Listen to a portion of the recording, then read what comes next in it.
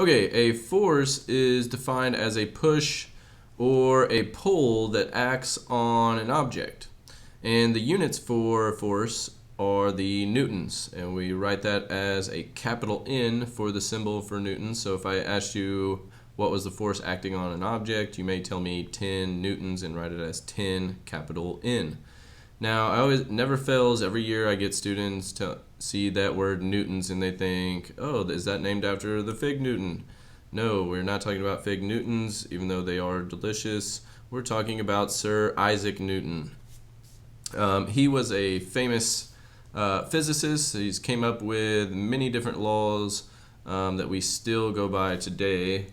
A couple of the most famous ones and the ones that we're going to talk about a little bit today are Newton's 3 laws of motion. And today we're just going to talk about Newton's first law of motion. And if we look at the definition says objects at rest tend to stay at rest, and objects in motion tend to stay in motion, unless acted on by an external unbalanced force. And so to kind of look at this and see what we mean by this, because it's not always that easy to kind of understand, because objects at rest don't always stay at rest, right? And objects in motion don't always stay in motion. But that's because they always have external unbalanced forces. So to kind of give you a good example of this, we're going to go to an environment where we don't have these external unbalanced forces. So we're going to take that out of the picture. So if we go into outer space, and you're going to have to kind of imagine us just floating in the middle of space, and it's called space because that's just that, it's empty space. So there's no air molecules that are going to collide with our object. There's no forces, there's no friction or gravity pulling on our object at this time. So if I had an object and I was holding on to it in the middle of space and I let go of that object, if I let go of it and it's in one spot, then it's just going to stay in that one spot. So objects at rest tend to stay at rest. If we look at the second part of it, objects in motion tend to stay in motion. So we're going to get this object moving. We're going to give it some motion here, but to do that we have to apply an external unbalanced force to it, but we're just going to do it just one push to it. So if we do that, that object's just going to keep going on forever in outer space at the same pace until another external unbalanced force acts on it. So it'll just keep going on forever in outer space until maybe it collides with another planet or an asteroid or something. But it's just going to keep going in a straight line on forever. So objects in motion stay in motion. Now, it's a little bit different whenever we're on Earth, because on Earth we have all kinds of forces that we deal with. And so one of the main forces that we deal with is friction. Friction always opposes the motion of objects. It always wants to slow us down. And if two objects are touching in any way, then they're going to have some type of friction in between those objects. And so if we applied a force to this on Earth, what happens to it? Eventually it slows down and it stops. And we can't always see those forces that are acting on it, even though they are there. We know there is the force of gravity, but you can't see gravity working. So gravity is always a force working down, right? There's also different types of friction. In this case, that would be sliding friction. So if you have two flat surfaces rubbing together, that's sliding friction. You have static friction right now, which is just holding it in place. So if you have an object that's just sitting there, then you have static friction. That friction is between the table and the weight here. You also have the force of the table holding it up. If we didn't have the force of the table, that would just fall straight through the table. Another force that would be acting on it would be air resistance. So you might not think of that either because you can't really see the air, but you have these particles. If you think about the individual particles are colliding with this object, working to slow it down. So you have friction and air resistance that are kind of going to slow it down and stop it. Gravity's holding it to the table. The normal force of the gravity, so we'd call that normal force, or normal force of the table, sorry. So there's all these external unbalanced forces acting on it. Now when the object is moving, so whenever we push it and it's moving across the table, and if it accelerates, then those forces are unbalanced. That applied force is greater than the force of the air resistance and the friction slowing it down. If at the end where it stops and it's just sitting there, then we have balanced forces. We have the normal force and gravity are equal to each other, so that it's just going to stay there. It's going to be a stationary object. One other type of friction is if we are rolling an object or a ball or something like that, that would be rolling friction, and that's going to be a lot less than sliding friction or static friction.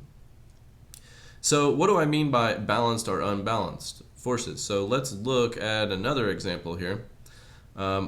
This example is me standing on planet Earth here. So that's because we're looking at gravity. So gravity is a pretty obvious force that we're pretty used to. However, some people don't realize that gravity is a very, very weak force. And so that doesn't really make sense to people because Earth's gravity acts on all objects on Earth. So it's got to be a big force, right? But that just isn't true. So it's a small force because if you think about it this way, all objects produce a gravitational force. So you produce a gravitational force, the table, any object that has mass produces a force. But it's such a small force that you have to have a great big object to actually see that force in action. So hence we have to have a planet or a sun, some gigantic object the size of a planet to actually see the force of gravity. If we look at what gravity is, and we want to measure it, it's the size of the force is equal to your weight. Now, if we just had gravity acting on my body, what would happen? I would just sink into the middle of the earth. However, that doesn't happen. So if you're standing there, there has to be another force opposing gravity.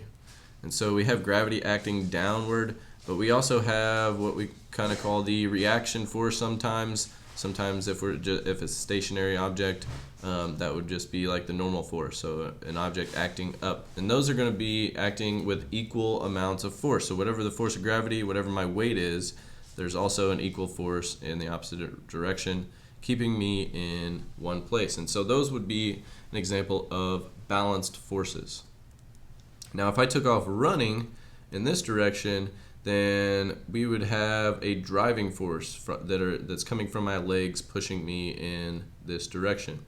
And so if I was running at a constant velocity, so I got up to top speed and I am no longer accelerating, I'm just going at one speed the entire time, then that means that friction and air resistance are an equal force to my driving force. So those two forces are equal, and so now I'm just moving at a constant velocity.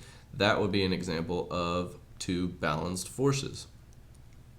If I started to accelerate, so whenever I first start running, if I am going faster and faster, that means my driving force is going to be greater than the friction and air resistance, and so that would be an example of unbalanced forces. And if I decelerated, then that would mean that friction and air resistance are now increased and they are greater than my driving force, allowing me to slow down. That is another example of unbalanced forces. And so to kind of recap really quick, what to look for on objects, whether they are have balanced forces or unbalanced forces. We know if an object is stationary, then those forces are going to be balanced that are acting on that object. If you have constant velocity, that is another balanced instance where the forces are balanced. The unbalanced forces, if you can look at an object, if an object is accelerating, then we know the forces acting on it are unbalanced, or decelerating, then you know the forces are also unbalanced.